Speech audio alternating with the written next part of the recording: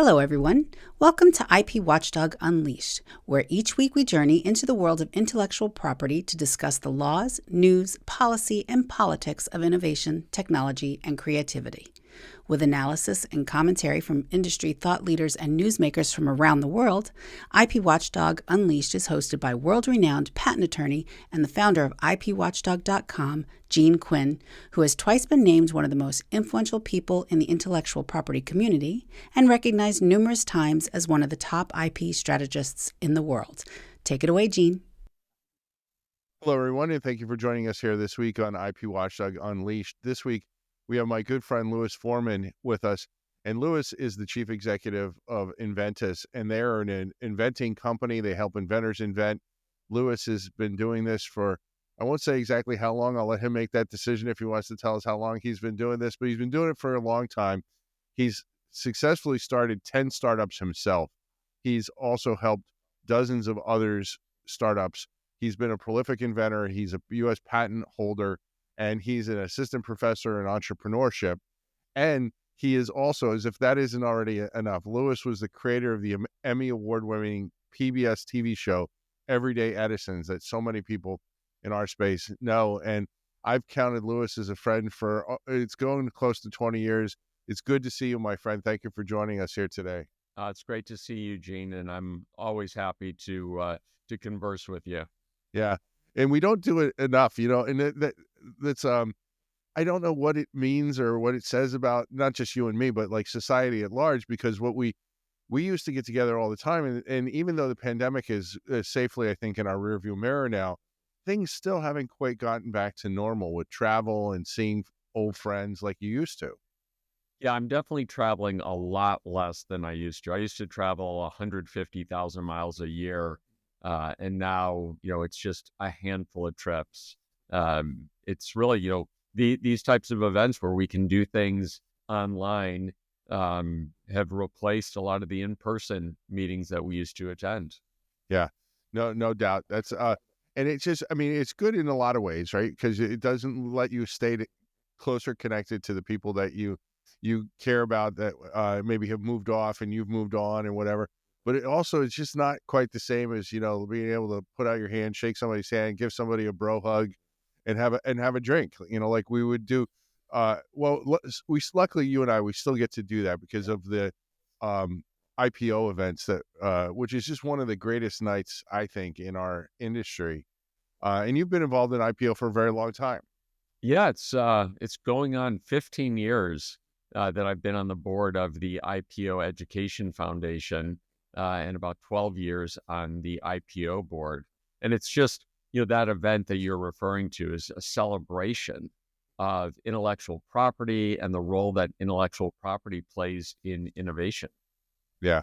And it's the Inventor of the Year award that we're talking about. If you've never had an opportunity to attend, I would encourage everybody to attend, because we in the industry, there's people on the pro patent side, there's people on the anti-patent side, just quick nomenclature, casting no aspersions, the people that like strong patents, people that like weak patents. But that day, that night, everybody, regardless of your view of the patent system, is just happy. They're there, everybody's there because it's about innovation. It's not about patents. It's not about enforcement. We celebrate the people who innovate. Yeah, and recognizing the sacrifices and the advancements that they made to make society better, to bring better products, better services to the marketplace. It's the Emmy awards of, the innovation industry. It is, and it's black tie mostly. It used to be strictly black tie. Now it's kind of black tie optional. Right. I use it as an excuse to get out the tux. Although I will tell you, you told me years ago, stop renting tuxes, go buy a tux. And I did that in about 2020. Good investment. So it was, but it hung on the shelf for a couple of years because there just was, no way to use it. But it is a good investment. So tell us, what are you working on currently? I got a lot of policy, substantive stuff I want to talk to you about, but give us an idea of what you're doing currently. Yeah. So For the last 24 years, I've been running a company called Enventys, which is a product design firm located in Charlotte, North Carolina. We've been involved in developing over 3,000 consumer products and medical devices. We filed hundreds and hundreds of patents on behalf of our clients. We've helped hundreds of businesses get off the ground and get started. We've helped raise almost $500 million in startup capital for these businesses. So we play what I believe is an important role in the not only startup ecosystem, but also helping existing businesses, large companies, stay in front of the competition by continuously innovating and bringing new products, new services to market. Yeah. Yeah. And do you have anything that you're working on that kind of might shake things up that you can talk to us about yet? Yeah, at any Right. given time, every year we're working on somewhere between 100 to 125 projects per year. And they run the gamut from, basic mechanical devices for startups to very complicated medical and surgical products for leading orthopedic and surgical supply companies. I can't go into a lot of detail on some of them just because of confidentiality, but the stuff that we create are the products that are in your homes. These are products that generate billions of dollars of revenue, for the companies that we develop these products for. Yeah. Yeah. It's great to see that marketplace still exists. And, we do these events, and a lot of times I have inventors here for more high-tech startups, more maybe software-based startups, telecommunication, and even in the life sciences area over the last 15 years has really taken a hit because there's certain things you just can't patent. And then I have people like you come and talk, and the legal community is just to some extent shocked that there still is a thriving inventor community. And I think it's just there's a difference in between what they're inventing and the laws and also the time it takes to get, and then how long your product is going to be in the store and making money. Infringement isn't the same option as it might be if you've come up with something that's platform related and Google is infringing and it's got a 10 to 12 year lifespan. It's not the independent inventor saga. Yeah, there's a lot of fascination around tech, right? So coming up with software and that new algorithm or using AI to disrupt an industry. And those are great industries. There's a lot of disruption that's happening there. But what we focus on are physical products. So we design, we engineer, we prototype, we work with manufacturers to make things, not software.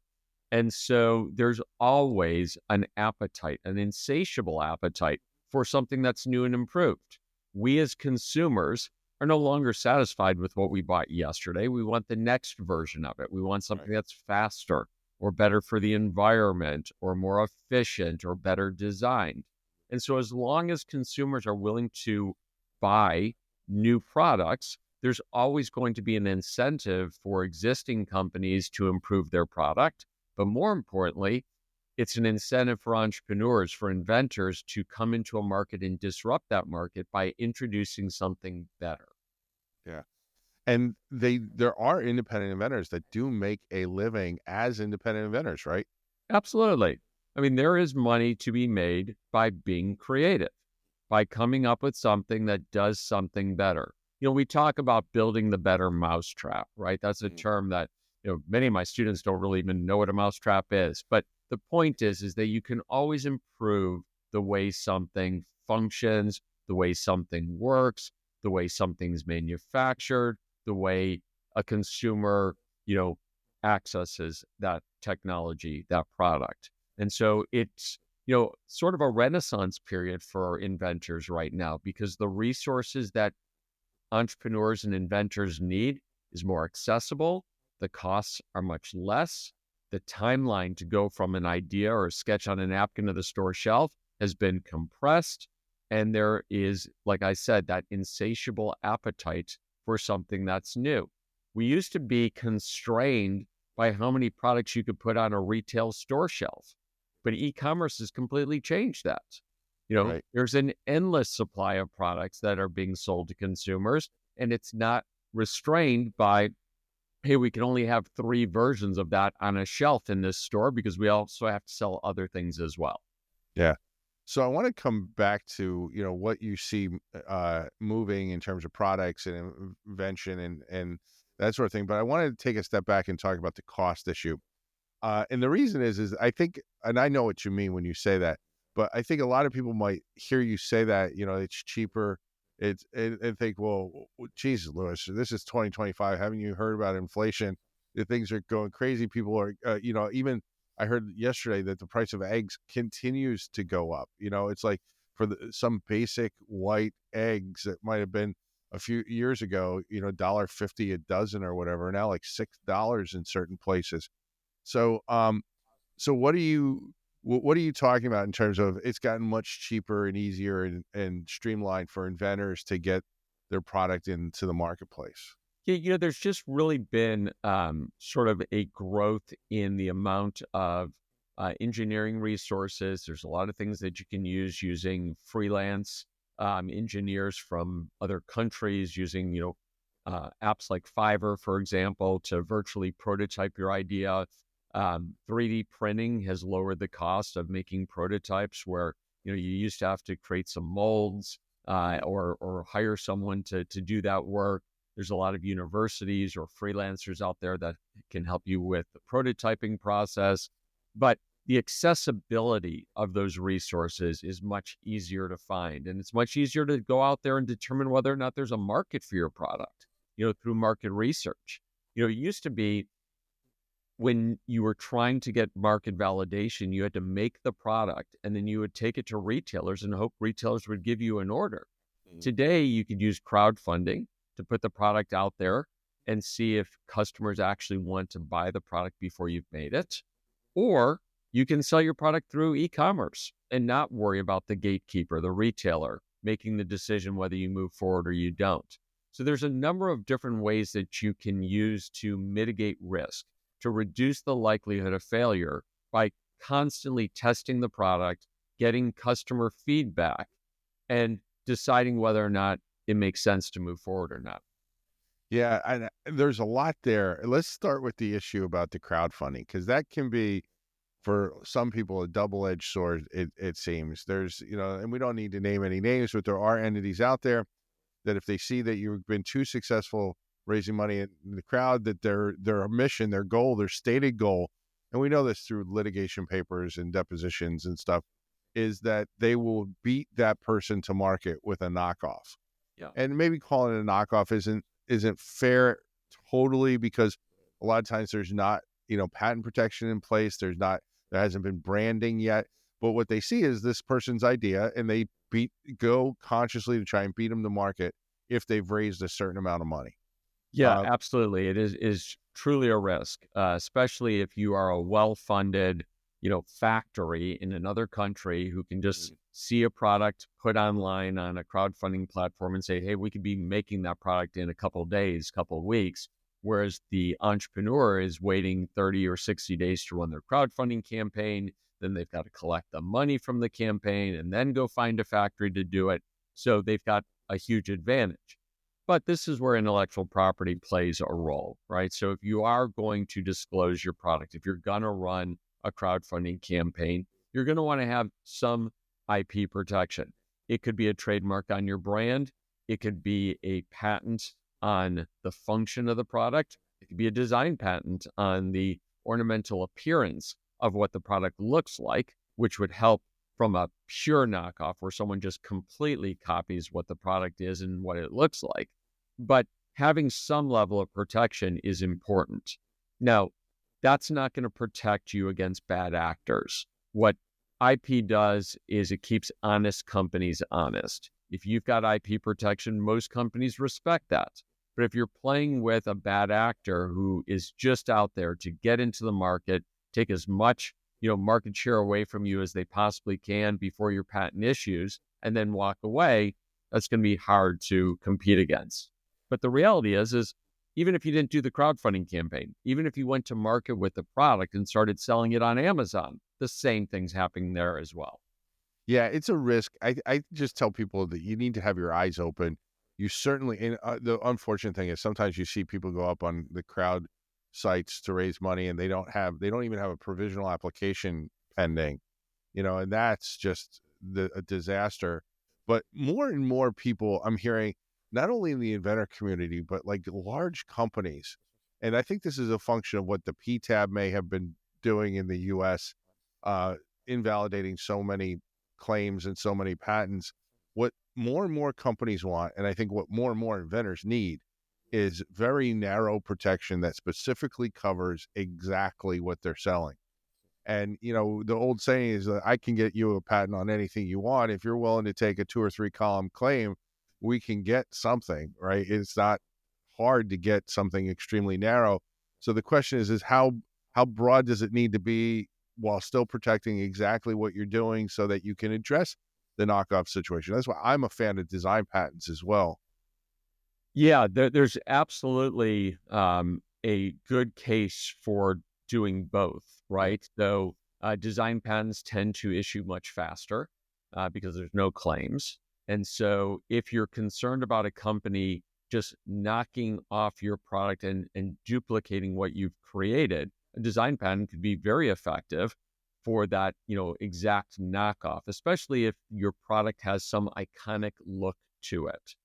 We had a product years ago called the Gyro Ball, which we filed both design patents and utility patents. It was a spill-resistant ball. Ultimately, the design patent became very effective to get some of the Chinese factories to stop making the product because they literally just copied it. Not only did they copy the product, but they copied the images off of the packaging. They copied the name. I mean, it was just a complete counterfeit version of the product. And so a design patent can be an effective tool. But a utility patent is also going to be important because you don't want them to just alter the look of the product, but have it function the same way. Right. Yeah. Yeah. It's, there's a lot there for people to digest and kind of understand, and there's risks and there's, but one of the problems with the really bad actors is they're so easy to set up on Amazon or Facebook Marketplace or a variety of other places. And even if they get shut down, they can come back under a different name tomorrow. And it does become a little bit of a game of whack-a-mole. Yeah. But timing is right. So I know we've had the people who sell the Ridge wallet come and speak at our programs, and they sell a lot through Amazon, and there are all kinds of knockoffs because it's a very popular wallet. And now they're expanding their product line and everything like that. But you get somebody taken down off of Amazon in the middle of December or the first or second week of December, it can translate into hundreds of thousands, if not millions of dollars. Yeah. So timing really, really does matter in this equation, and I think needs to be a part of strategy. Comment on that, if you will, but also, have you had any experience with the Amazon, quote unquote, Amazon court? Yeah, so Amazon is getting better about enforcing IP protection.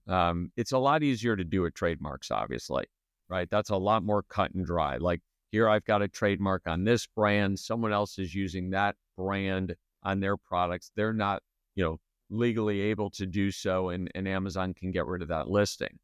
But patents are obviously so much more difficult to enforce. And typically that's not the role of a retailer. They're not supposed to be the court, right? They're supposed to just react to what the court says. And so it's a really, really tough situation because on one hand, I think Amazon wants to be a respectable marketplace where there is trust both at the vendor side and the consumer side, but it's a really difficult game to play. No different than what it would be for a Walmart or a Target or any other brick and mortar retailer trying to figure out, is this product, infringing on someone else's IP? The one thing that's different in the brick and mortar situation is if you did get somebody taken down in a brick and mortar store, there would be, and then they would start tomorrow, stand up a new company. There would need to be new authorizations, new contracts, there's new vetting. Where online, that can happen literally in less than 24 hours. So that is a challenge. And I wondered whether the Amazon court And I know, like with a utility patent, these claims, many attorneys can argue about what a claim actually means, and everybody's got a legitimate gripe, right? But when you're looking at a design patent, it's like, okay, it is either the same or it's not the same. And it seems like it would be a lot easier. And I just wondered about that. Yeah, it's a constantly evolving ecosystem, right? And I think that everyone, good actors, behave properly, but there's always going to be a financial incentive for bad behavior. There's going to be companies who don't care about their reputation, or they don't care about, having to shut it down and pop up another one, like the whack-a-mole game that you had mentioned. And so we're always going to be attacked by those types of entities. All you can do as an entrepreneur, as a business, is try to put out a really great product and great customer service, stand behind that product, and hope that the counterfeits, don't represent more than what you're selling yourself. Yeah. So I guess the question that I have there along those lines is, what do you tell inventors because it seems to me like a lot of the inventors that I work with, they get overwhelmed with all this information, and they almost get paralyzed. How do you get them to get through? And and this is something, and maybe this speaks more about me personally, and maybe the aging process. I really don't know, but I used to laugh at when people would say, if you give somebody too many options, then it just becomes crippling and they don't make a decision, right?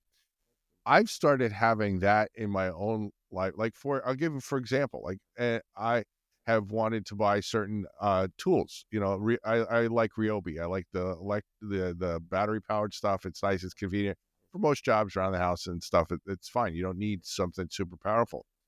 They have so many different drills, so many different impact drivers, so many different battery packs. And you go onto the website, like Home Depot, Lowe's, wherever you shop, and you read the descriptions, and it's like, well, how is this one any different than that one? And that one is not so much priced more that it seems like it's a better model.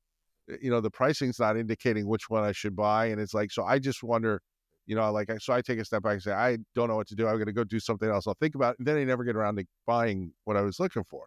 Yeah. So I think that there is a real concern when there's information overload. We thought the internet was going to solve problems, right?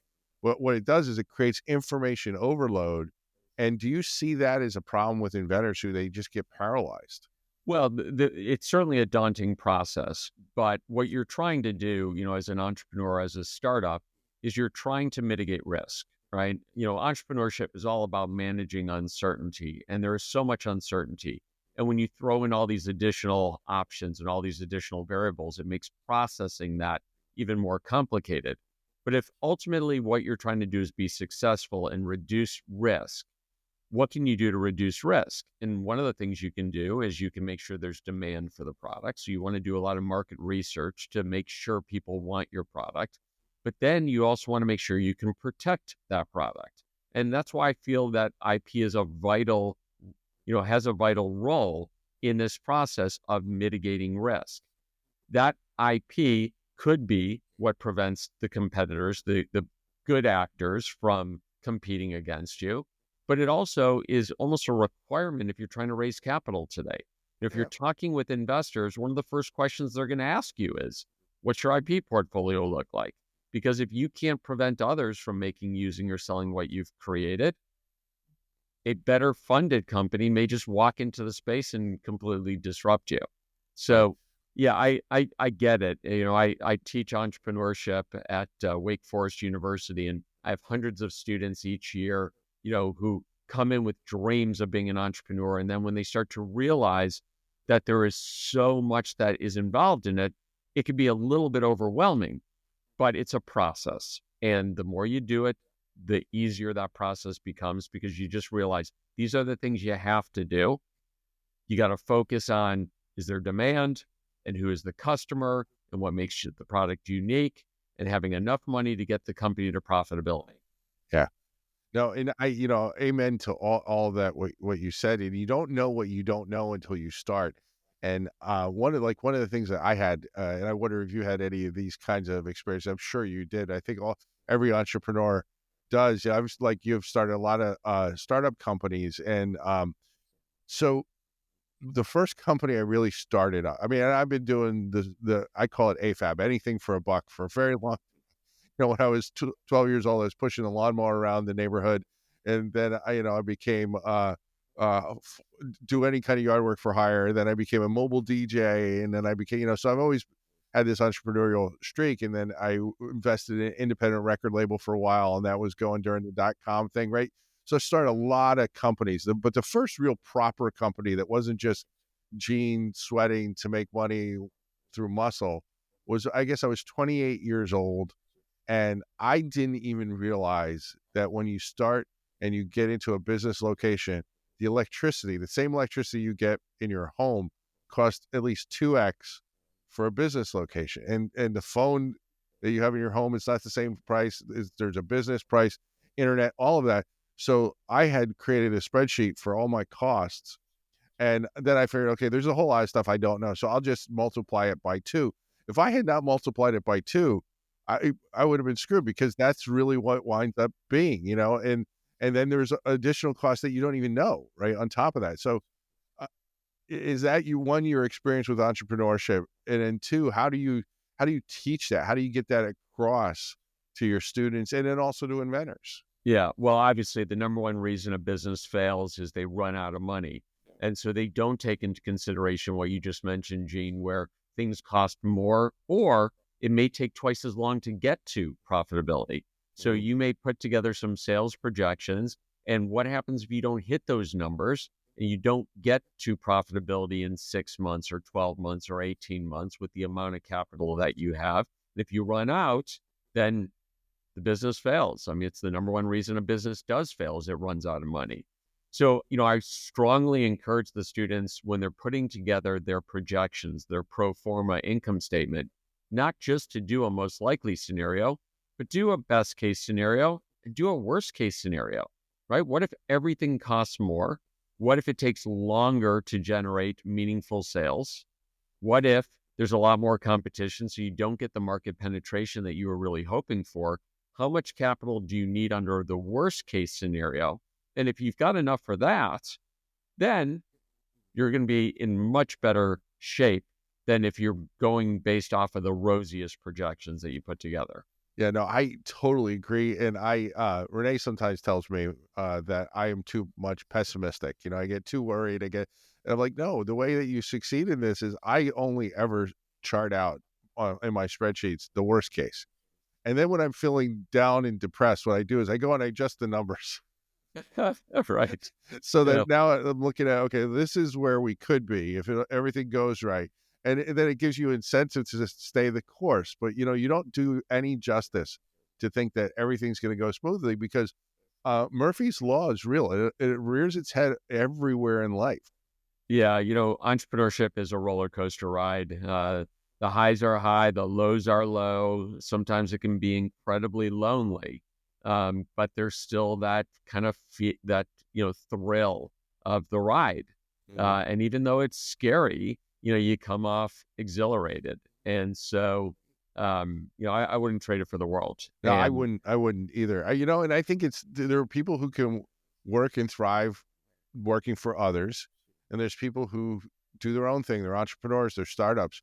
And I've, throughout my career, had, a lot of law students and lawyers and engineers and scientists getting into the legal world. And I've, talked to them about this whole process, and it's something that you have to think about what it is that you're trying to accomplish, and have your eyes wide open. And if you're doing that, it can be very refreshing.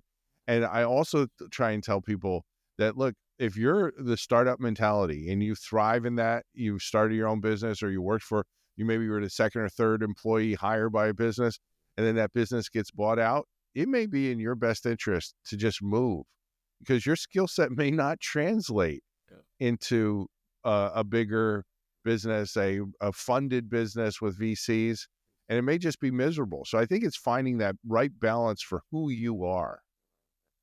Yeah, it's great advice. And, there are people that just prefer working for somebody else, right? About 13% of the US working population are entrepreneurs, which means that 87% work for somebody else. And it's not that they're not great managers. It's not that they couldn't be great entrepreneurs. They just don't want to take on the risk. And so they're comfortable knowing that someone else is making the final decision that's going to impact success or failure.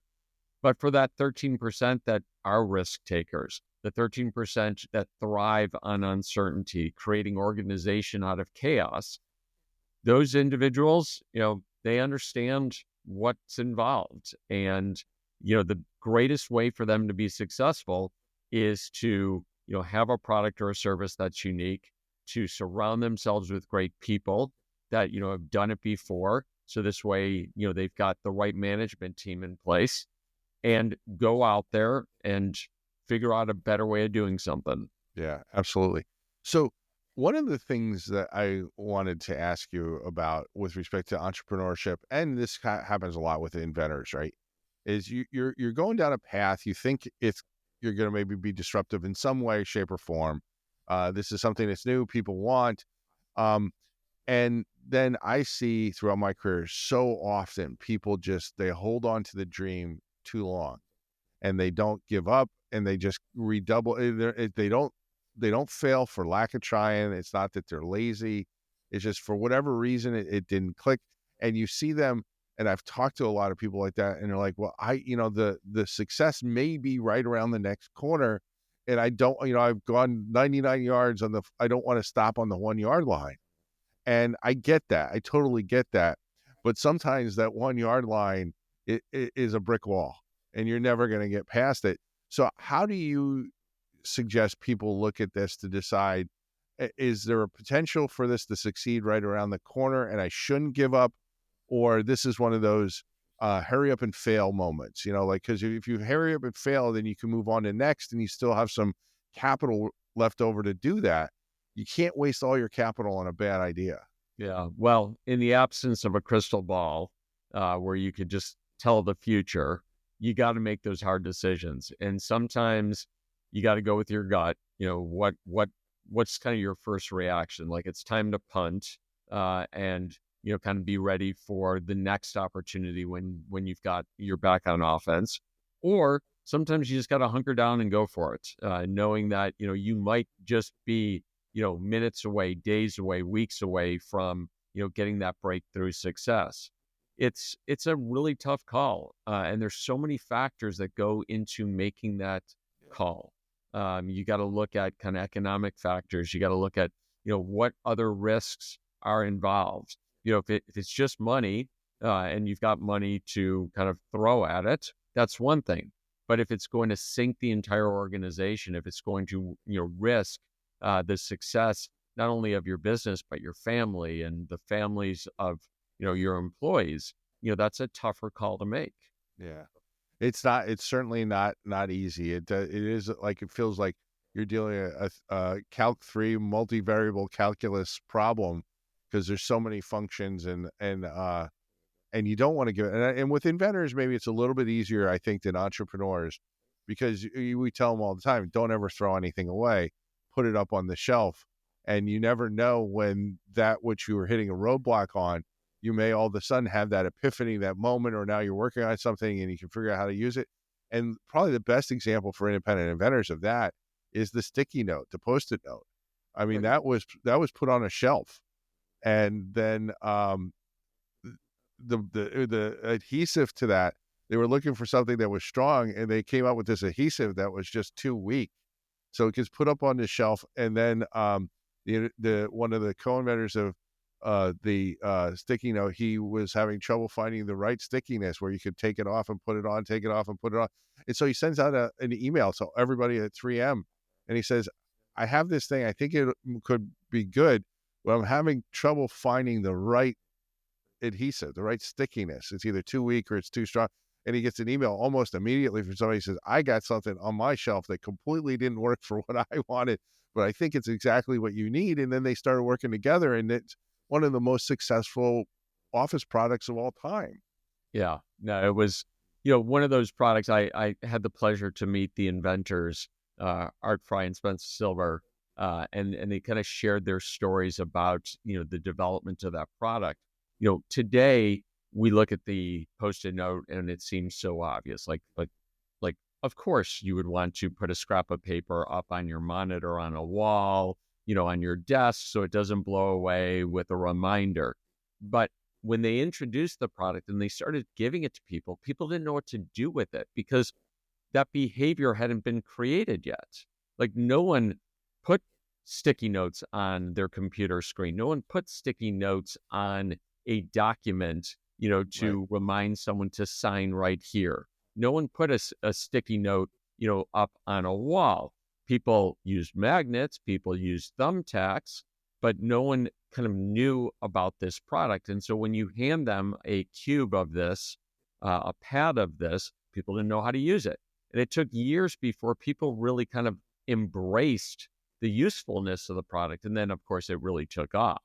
But sometimes when you create something that is so disruptive, so innovative, it's really difficult to convert people to become users. Whereas if you just come up with a new and improved version of something, just the better mousetrap, everyone already knows how the mousetrap works. All you have to do is market the fact that this one just works a little bit better, right? It's a little faster, it's a little cleaner, it's a little better designed, it's better for the environment. Yeah. And that's sort of the epiphany Edison had, right? He very early on made some very paradigm shifting, groundbreaking innovations. The phonograph was one of them, the recording device. And then he didn't go anywhere because there was no market. He had to create the market. It was a long process. So he said, I'm never going to invent something that doesn't already have a market. I'm just going to make things that people already know what they are better than everybody else. And he obviously had a gift, both as a leader, leading the lab, and also himself as a gifted inventor. And a lot of great things happened from there. Yeah, disruptions sometimes take a lot longer to get traction. And in many cases, the inventor, the first company who comes up with the technology, might not make it long enough to see the successful outcome. They may run out of money, and it's the second company or the third company or the fourth company in that actually benefits from the technology. Right. Well, and then that, brings to mind the whole Kodak thing. They invented digital photography. Right. And then they didn't make very much money on it. And part of that was because they were making so much money on film. Film was, I'm told, and I have no reason to doubt this, the most profitable product in the history of man was camera film. You could make it for like pennies, and you could sell it for multiple dollars for even just like a 12 shots. And so they thought that was going to last forever. They didn't really see it, and then ultimately, Kodak went bankrupt. Yeah, you don't want to kill the cash cow, right? And so, for Kodak, digital photography would have completely disrupted. It would have cannibalized their business. And so there was this perverse incentive to keep it under wraps for as long as they could, to milk as much out of the film business as they possibly could. But ultimately, other companies figured out a way to embrace digital photography and did it for them. So what do you tell Kodak could have been the one who was the market leader. So what do you tell small companies, startups, inventors about that phenomenon, right? You can't kill your cash cow, but you have to be constantly looking and be ready for what's next. Otherwise, you're just a one-trick pony. And don't get me wrong. I mean, a one-trick pony, you can make a lot of money and you can be successful doing that, but it's harder to have a sustainable company if it's just one product. But at what point in time do you make the transition? And how aggressively are you always looking for that moment?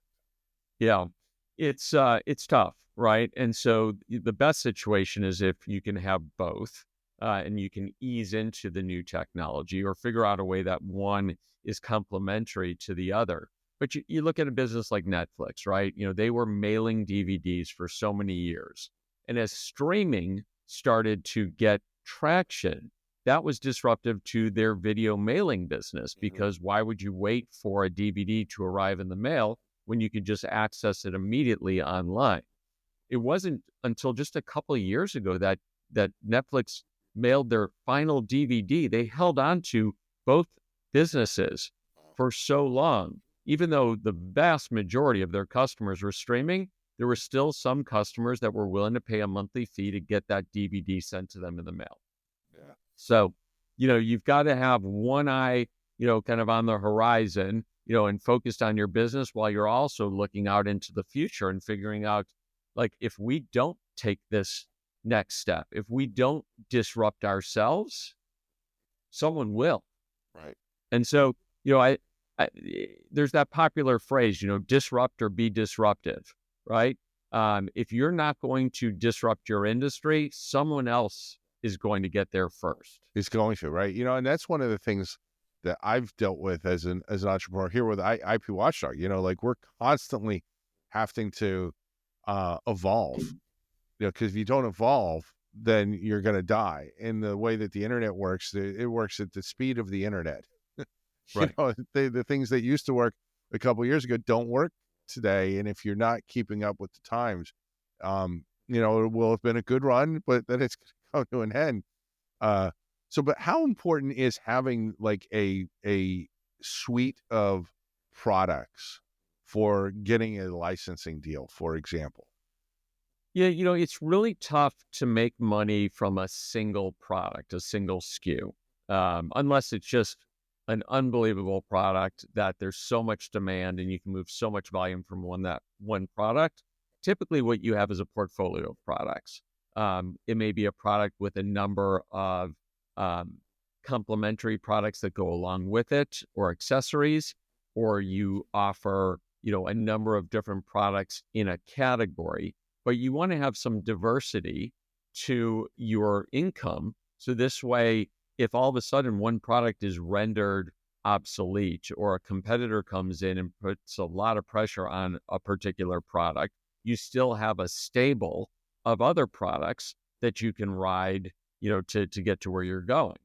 And so normally what happens is someone comes up with a first product and they get some traction, but then they need to go out there and they need to start figuring out, okay, what else does the brand stand for? You look at a company like Yeti, they did a phenomenal job introducing a better cooler, right? There were already coolers out there, Igloo, Coleman, other companies figured out how to keep ice cold, but Yeti just did it better, and it was a lot more expensive. But you're not going to sell lots and lots of coolers over and over again. They needed to diversify. They needed to figure out how they can get into other categories. And so thermal insulated mugs, travel backpacks, other types of products that still were sort of, synonymous with the brand of keeping something cold or keeping something warm. And it really gave them license to go into other categories to give them some diversification in their revenue streams. So I want to follow up on that because, we hear this on Shark Tank a lot. They want to know, do you have patents? Even Mark Cuban likes patents when he's investing in some of these companies, but they want to see, is this protected? But you also hear them sometimes say, the person will be up there pitching it and they'll say, oh, here's my product. And I've got this other thing I'm working on. And I think, Mr. Wonderful a lot of times will say, well, I'd really rather you focus on the first one. And so there's that thought, you got to focus on one. You can't divide your attention. But then you have to be, but then they also say, including Mr. Wonderful, but the rest of them will talk what we've just been talking about. It can't be a single product. There has to be a vision. So let's say like somebody who's at that Shark Tank level where, you've got something that's interesting, some reason to believe people want it. You've got some way to make it at a price point that you think can make money. And now you need some investment. So you're kind of really going through all the steps all at the same time, which makes entrepreneurship tough, in entrepreneurship for inventors even harder. But when should they, in your mind, be looking at the next product or expanding the brand? And when should they say, okay, it's too early, I really need to focus on the first? Yeah, it depends on the investment that you're prepared. A lot of companies will spend some percent of revenue on new product innovation, whether it's 1%, 5%, 10%, because you got to plant seeds, right? it takes a while for those seeds to germinate. It takes some time for those plants to get to the point where they're going to grow and can be harvested. And so if you're not planting seeds today, how long is it going to be before you have the second act, the next product that you can introduce? Doesn't mean that you have to go and spend 20% of your revenue on the next product, because you need that money to keep the business going. But if you're not at least thinking, if you're not filling the pipeline with ideas, then it's going to be really difficult if all of a sudden the spigot turns off with your core product. And if you got to pivot to something else, it may be so long before those products are ready to go to market that, you fail because there's no revenue coming in. Right. So it's a balancing act. You see that especially companies that are looking at some point to be sold, or if they're looking to raise large amounts of capital, the investors want to see what the core business is doing, but they want to look behind the curtain also and say, all right, well, what's in the wings waiting? Like, what's next? What's the next big thing that you're going to launch after this one, or after this product starts slowing down? What's version 2.0 look like? Have you even started on version 2.0? What if the competition sees what you're doing and comes up with a better version of it? Are you ready to introduce something that counters what they're working on? Yeah. If Steve Jobs stopped, the original iPhone was magnificent, right? It was an incredibly well-designed device that was so different than every other phone that was out there. And if he would have just dropped the mic and say, hey, we're done, like, we've created a beautiful piece of art that, makes calls better, that, is easier to use. If he would have just stopped at that point, Apple wouldn't have the dominance that they have in that industry. Every year they had to have a new version to roll out. And every year, even though those improvements might not be huge improvements, it kept market share from being eroded from their business because there was competitors. And those competitors were coming fast, and they were coming furiously to take business away. Yeah.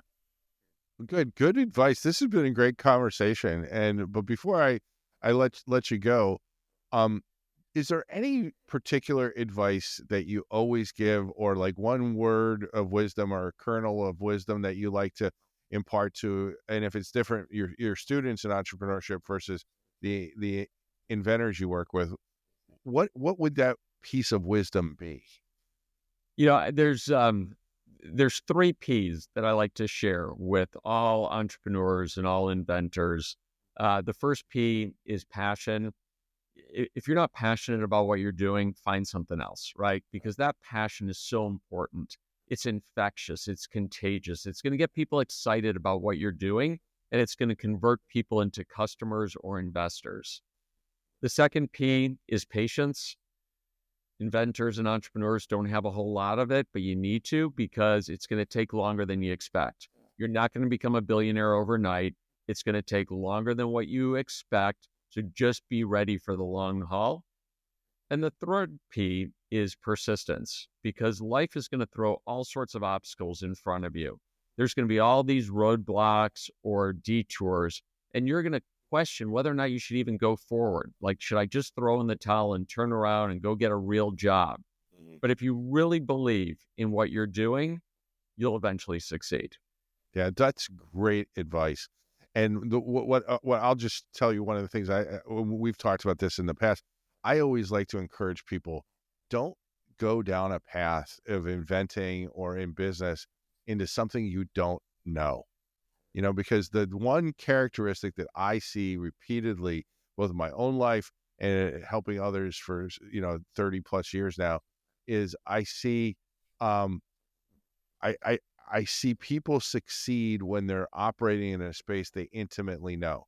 They know the competition, they know what the consumer wants, they know what the technology, whatever it could be a scrub daddy, or it could be telecommunications. If you don't understand what you're walking into, you need to learn. You need to come up to speed, right? And we had that conversation with an idea. I don't know if you remember an invention that I thought up, that I came up with, I thought would be really good. It was a baby product related invention. And you looked at me and said, do you have any idea how many regulations there are in that space? And I said, no, I don't. And I looked and I said, I looked and I spent, an afternoon looking at it. I'm like, you know what? I'm not going to do it. And because that was the moment when I realized, like there's a reason why new parents don't make great inventors. It's because they think this is great. I would buy it. I need it, but every new parent's had the same idea over and over again. You got to be in a space you understand more than for like the last 48 hours. So, all right, Louis, I really appreciate it. Thank you. I look forward to seeing you again. I know, so out of all my friends, I know I at least am going to see you in person and shake your hand at least once a year. Hopefully we'll be able to see each other more this year. Yeah, I'm hoping to join you in March. Oh, good. That'd be great. Love to see you at IP Watchdog Live. I'll follow up with you on that because if you're able to join us, I'll find something for you to contribute to because I just love bringing your wisdom to the audience. Thank you for listening to IP Watchdog Unleashed. We will be back next week, and we hope you will join us again. In the meantime, please be sure to visit IPWatchdog.com to read all the latest news and information about what is happening in the intellectual property world, and also be sure to subscribe to our free daily email newsletter.